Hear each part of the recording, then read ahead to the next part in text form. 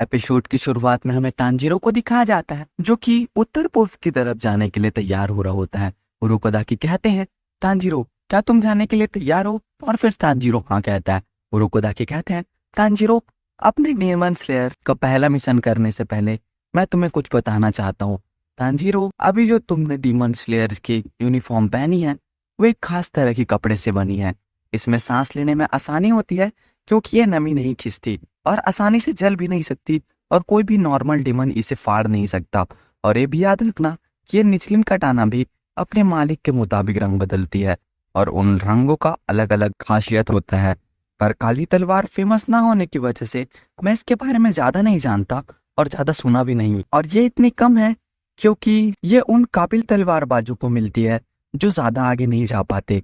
Tanjiro कहता है, मैं डेमन स्लेयर बनकर क्या करूंगा ये नहीं जानता, पर ये जरूर जानता हूँ कि मैं नेजुको को पहले जैसा कर दूंगा।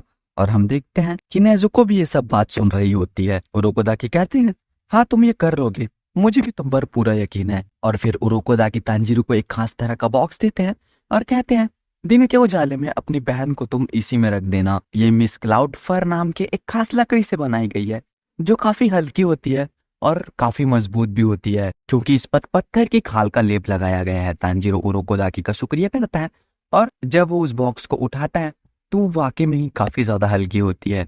और फिर वो बॉक्स लेकर तांजीरो नेजुको के पास जाता है और उसे अंदर बैठ जाने के लिए कहता है। फिर नेजुको अपनी हाइट छोटी करके उस बॉक्स में आ जाती है। तांजीरो कहता है, नेजुको अब हम हमेशा साथ रहेंगे। फिर सीन शिफ्ट होता है, हमें तांजीरो को और उरोकोदाकी को दिखाया जाता है बाहर में। तांजीरो कहता है, तो चलिए अब मैं चलता हूँ। पर उरोकोदाकी उसने रुकने के लिए कहते हैं और फिर उरोकोदाकी उसके कॉलर को ठीक करते हैं और उसके कंधे पर हाथ रखकर कहते हैं, तुम ये कर सकते हो। और तांजीरो भी उन्हें शुक्रिया करता है। फिर तांजीरो निकल जाता है अपनी सफर पर। तांजीरो को रास्ते में चलता हुआ देखते हैं। तांजीरो नेजुको से पूछता है, तुम ठीक तो हो ना नेजुको? पर नेजुको कोई भी जवाब नहीं देती। और फिर तांजीरो याद करता है कि उरोकोदाकी ने उसे बताया था कि नेजुको इंसान को मार के खाने के बजाय सोकर अपने और खुद को रिकवर करती है। तांजीरो कहता है, ठीक है तुम आराम करो नेजुको। और फिर तांजीरो उसी शहर में पहुंच जाता है जहां से लड़कियां गायब हो रही थी। हम देखते हैं वो शहर सच में काफी बड़ा और काफी खूबसूरत होता है और हमें यहाँ काफी चहल पहल होती है। फिर हमें उस आदमी को दिखाया जाता है जिसको पिछले एपिसोड में हमने देखा था और इसी के साथ एक लड़की गायब हो गई थी। वो लड़का काफी खराब हालत में होता है और उसके लड़की को खोज रहा होता है। सभी लोग उस लड़की के बारे में बात कर रहे होते हैं और बोल रहे होते हैं, काजुमी सान को तो देखो अपना क्या हाल बना रखा है। सातो को गायब होने के बाद तब से ही इनके साथ यही हो रहा है। और ये बात तांजीरो भी सुन लेता है और फिर तांजीरो काजुमी के पास जाता है और कहता है, मुझे आपसे कुछ पूछताछ करनी है, अभी आप इसी वक्त मुझे सब कुछ बताइए। फिर काजुमी तांजीरो को उसी जगह लेकर जाता है जहाँ पर उसके साथ वो लड़की गायब हुई थी। वो कहता है, इसी जगह से सातो को गायब हुई थी। शायद तुम मेरा यकीन नहीं करोगे पर मैं सच बोल रहा हूँ। तांजीरो उसको कहता है, मुझे तुम पर पूरा भरोसा है। और फिर तांजीरो उस जगह को सूंघकर देखता है और कहता है, यहाँ मुझे डेमन की महक तो आ रही है पर ये काफी ज्यादा कम है, या कुछ तो गड़बड़ है। काजुमी तांजीरो को देखकर सोचता है, आखिर ये लड़का है कौन?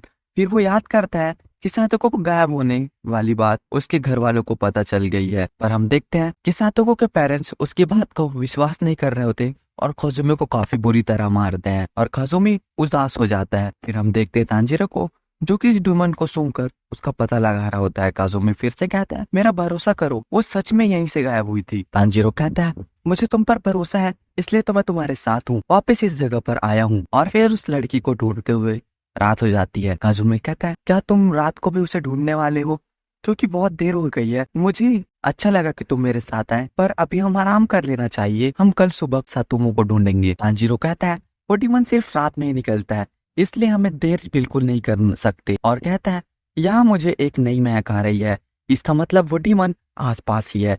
काजुमा तांजीरो से पूछता है, कहीं तुम सच में तो डीमन स्लेयर नहीं?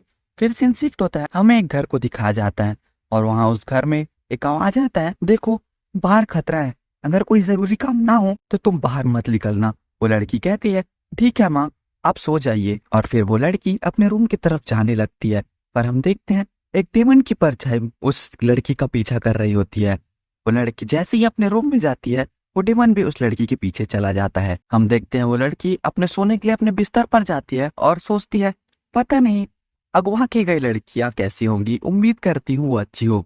और तभी हम देखते हैं वो डीमन अपने शैडिको साइज को बड़ा करके उस लड़की को अपने अंदर समाने लगता है और उसका मुंह भी दबा देता है ताकि वो चिल्ला ना सके। और इस बात का पता तांजीरो को भी चल जाता है और वो काफी से तेजी से भागने लगता है।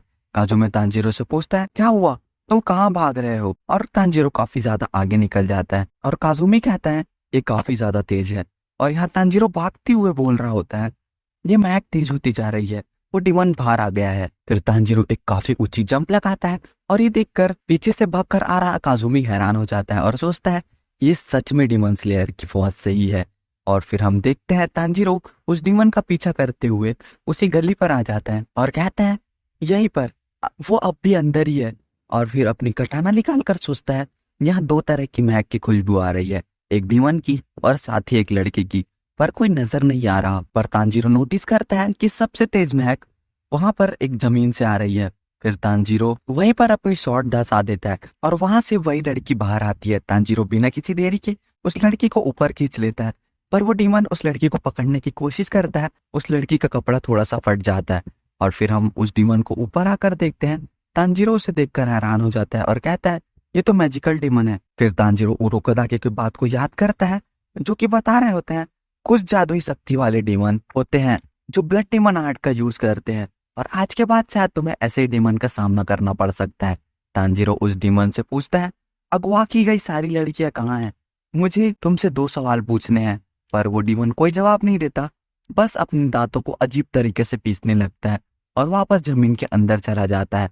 काजुमी कहता है आखिर वो क्या था? तांजीरो उस लड़की को काजुमो को देता है और कहता है आप मेरे पास ही रहिएगा, नहीं तो मैं आपके बचा नहीं पाऊंगा। तांजीरो अपने मन में सोचता है ये डीमन दीवार या जमीन कहीं से भी बाहर आ सकता है या शायद वो अचानक से बीच हवा से ही बाहर निकल जाए। लेकिन जब ये डीमन अंदर छुप जाता है फिर भी उसकी महक आती रहती है।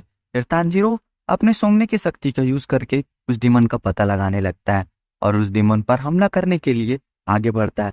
और हम देखते हैं कि वहां एक नहीं बल्कि 3 डीमन होते हैं जो कि तांजीरो को पैर पर हमला करते हैं। पर तांजीरो कूद कर वहां से पीछे हट जाता है, पर वो डीमन फिर से हमला करते हैं तो तांजीरो अपने वाटर ब्रीदिंग का 8th फॉर्म यूज करके उन पर हमला करता है। फिर सीन शिफ्ट होता है, हमें उरोकोदाकी और तांजीरो को बैठा हुआ दिखाया जाता है। उरोकोदाकी कहते हैं तांजीरो दुनिया में बस एक ही डीमन है जो अपने खून का यूज करके इंसानों को डीमन बना सकता है। आज से 1000 साल पहले वो डीमन बनाने वाला पहला इंसान था। इसका मतलब ये है कि वही तुम्हारे परिवार का अपराधी है। मुझे ऐसा लगता है कि उसे ही तुम्हारी बहन को ठीक करने का रास्ता पता होगा। और फिर उरोकोदाकी उस डीमन का नाम बताते हैं कि बित्सुजी मोजान। और तभी सीन तांजीरो की तरफ वापस शिफ्ट होता है। हम देखते हैं तांजीरो जिसने हमला किया होता है और सिर्फ उन डीमन के हाथ ही काट पाता है। तांजीरो कहता है मैं किसी के भी कमजोर हिस्सों को काट नहीं पाया क्योंकि मैंने ऊपर में ही अपना फॉर्म बदल दिया था। फिर वो डीमन वापस अंदर चले जाते हैं और तांजीरो भी पीछे हट जाता है और अपने मन में सोचता है तीनों मॉन्स्टर की महक एक जैसी है। उरोकोदाकी ने बताया था ये डीमन ग्रुप में काम करना पसंद नहीं करते। इसका मतलब ये है कि डीमन ने खुद को 3 हिस्सों में बांट लिया है। मुझे इन दोनों को बचाने के साथ उस डीमन को मारना भी होगा और मैं हार नहीं सकता। मुझे कुछ भी करके मुजान के बारे में पूछना है और डीमन को इंसान में बदलने का तरीका भी। फिर वो डीमन उस लड़की के लिए काजुमी पर हमला कर देता है पर तांजीरो उसे बचा लेता है। तांजीरो उस पर काफी हमले करता है पर वो डीमन सभी हमलों से बच जाता है। वो डीमन दूर हो जाता है। तांजीरो सोचता है मैं ज्यादा दूर नहीं जा सकता और ना ही अपनी पूरी शक्ति का यूज कर सकता हूँ क्योंकि उससे इन्हें भी चोट लग सकती है। तो डीमन कहता है ये लड़के तुम बीच में मत पड़ो, अगर और देर कर दी तो लड़कियां बेस्वाद हो जाएंगी। ये लड़की 16 साल की हो चुकी है, अगर मैंने इसे जल्दी नहीं खाया तो इसका स्वाद खराब हो जाएगा। फिर एक डीमन तांजीरो के पीछे आकर कहता है दूसरे वाले डीमन से जरा सोचो और शांत हो जाओ, मेरी बात सुनो। क्या फर्क पड़ता है अगर हम इस लड़की को नहीं खा पाए? फिर भी हमने काफी सारी लड़कियां खा ली है। पर वो तीसरा वाला डीमन नहीं मानता और कहता है मुझे और भी लड़कियां खानी है, मुझे अभी भी भूख लगी है। काजुमी उस डीमन से पूछता है 2-3 दिन पहले तुमने एक लड़की अगवा की थी, उसे मुझे लौटा दो। फिर वो डीमन काफी सारे हेयर बैंड दिखाता है और कहता है अगर इस ट्रॉफी में तुम्हारी लड़की के हेयर बैंड है तो हमने तो उसे पहले ही खा लिया है। और काजुमी उस लड़की के भी हेयर पिन को देखकर रोने लगता है और उस लड़की को याद करने लगता है। हम देखते हैं तांजीरो पर वो डीमन फिर से हमला करने लगता है पर तांजीरो उसके हमले से बचकर वापस उन पर हमला करता है। फिर एक डीमन दीवार पर ऊपर से हमला करता है। तांजीरो कहता है मैं इस दीवार के काफी ज्यादा करीब हूँ, पर जैसे तैसे तांजीरो उस डीमन के हमले से बच जाता है। एक डीमन तो तांजीरो की तरफ पहुंचने ही वाला होता है, पर तभी नेजुको बॉक्स का दरवाजा खोलकर उस डीमन को एक जोर का लात मारती है और वो डीमन दूर जाकर गिरता है और कहता है तुम्हारे साथ एक डीमन है, ये क्या हो रहा है, मुझे कुछ समझ नहीं आ रहा। फिर हम देखते हैं नेजुको जिसको काजुमी और उस लड़की में अपने भाई बहन दिख रहे होते हैं। फिर सीन पास्ट में जाता है, हमें उरोकोदाकी और तांजीरो को बात करते हुए दिखाया जाता है। उरोकोदाकी कहते हैं मैंने नेजुको पर एक जादू कर दिया है और उससे कहा है कि सारे इंसान तुम्हारे परिवार हैं और सारे डीमन तुम्हारे दुश्मन, तुम्हें सभी दुश्मनों को मारना है और अपने परिवार की हिफाजत करनी है।